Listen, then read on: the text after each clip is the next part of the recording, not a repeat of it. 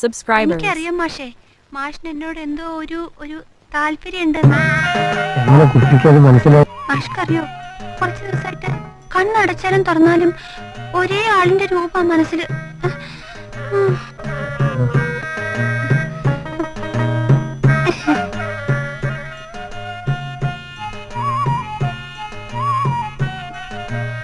മാഷിന് ഏത് കളറാ ഇഷ്ടം?